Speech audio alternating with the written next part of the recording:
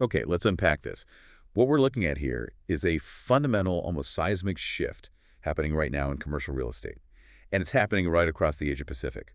But the real focus today is Singapore. The documents we've pulled together, well, they detail the death of the traditional long-term office lease. It's a huge change. For decades, the strategy was so simple, wasn't it? Oh, absolutely. You find a grade A office in the CBD, you lock it down, 10, maybe even 15 years. It was a sign of stability, of commitment. And that certainty is it's dissolving.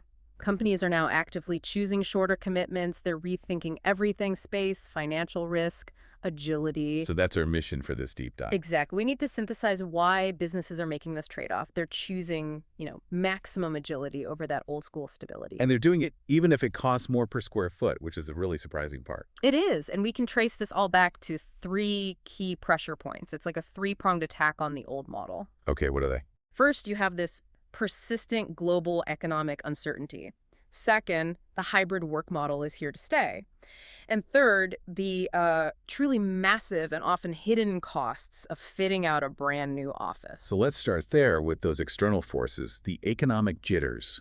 Our sources paint this picture of a global economy that feels less like a smooth ride and more like a roller coaster. Well, that's it. And that kind of volatility, it just paralyzes long-term planning. I mean, a CFO looking at a 10-year lease today has to project their headcount, their revenue, years out into the future. It creates enormous risk. If the economy dips, that huge fixed cost, that massive lease can become an anchor. It can drown a business right when they need to be nimble and maybe downsize. Right. We saw one source frame it perfectly. It said trying to plan a long-term lease now is like planning a picnic during monsoon season.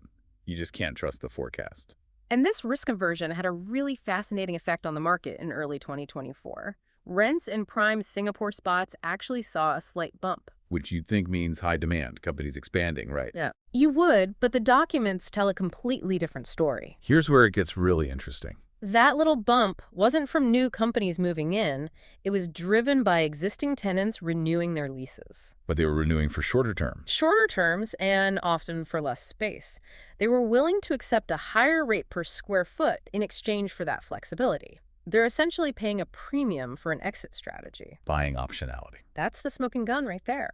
It proves the value proposition has totally shifted. It's not just about the lowest monthly rent anymore. It's about minimizing long-term exposure. And that leads us right into the second big factor you mentioned, hybrid work. Yes. The hybrid model is not an experiment anymore. It's just a reality in Singapore, and anyone who predicted it would fade away was simply wrong.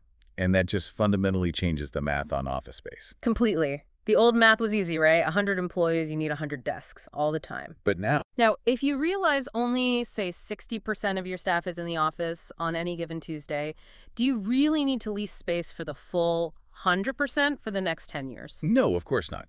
So the focus shifts from just getting more square footage to optimizing the space you already have. It's about efficiency. Precisely. We're seeing companies redesigning their existing floors. They're tearing out rows of unused desks and putting in high-tech collaboration pods, soundproof booths for focus work, quiet zones. Making the office a destination, a reason to come in. The goal is to make the space actively contribute to productivity, not just be a place to put desks. Okay, if we connect this to the bigger picture, the whole decision to renew or to move now comes down to a simple question. How do we preserve capital? Yes, and this brings us to the calculated trade-offs. We already said companies are paying a premium for shorter leases. Landlords naturally want that 5 or 10-year stability, so they'll charge more per square foot for a 2-year term.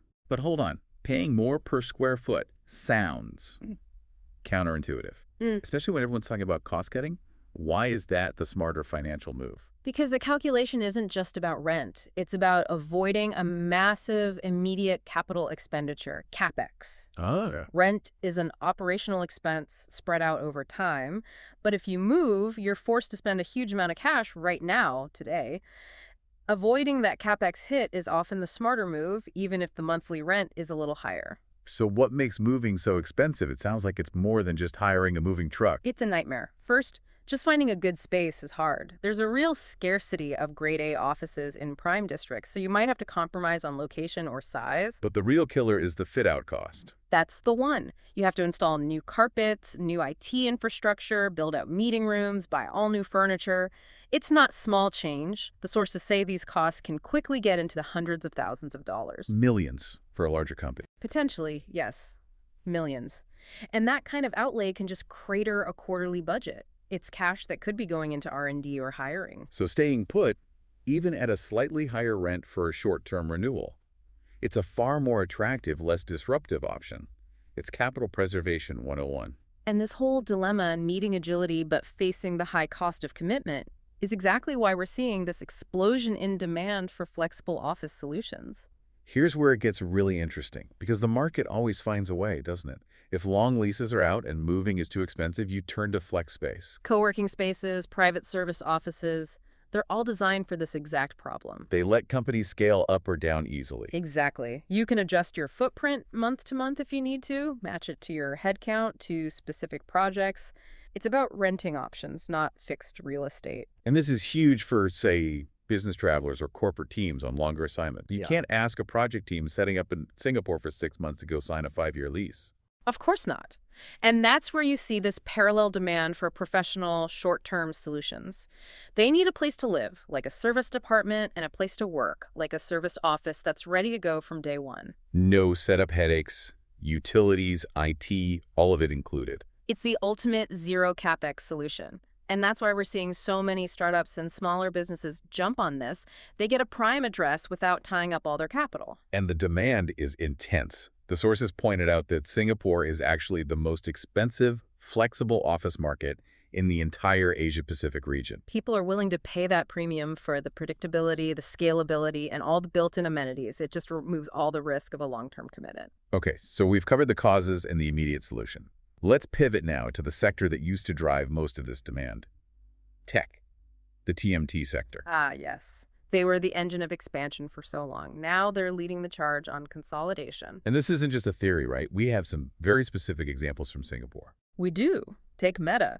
They consolidated their operations into a single location at Marina One, which meant they left a huge chunk of space empty over at South Beach Tower. In Tencent. Tencent Holdings relocated an entire office when their lease expired. They chose a smaller, more efficient footprint. It's not just the big tech firms either. We saw major banks are doing the same thing. That's right.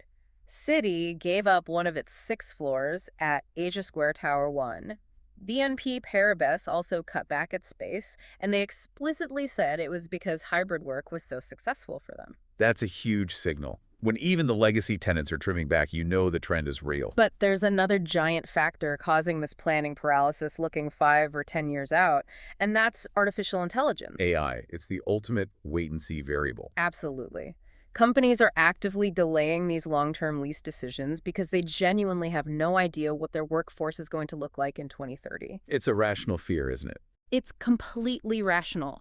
If AI and automation radically change job roles, if you need significantly fewer people to get the same work done, then the massive office you lease today could be a hopelessly expensive half-empty burden in 5 years. Why commit for a decade when your entire workforce structure could be revolutionized in 3? You don't. You wait. You choose flexibility. So with all this uncertainty, what does the market look like a few years down the road, say 2027 and beyond? Well, despite all this consolidation, there's a supply constraint looming.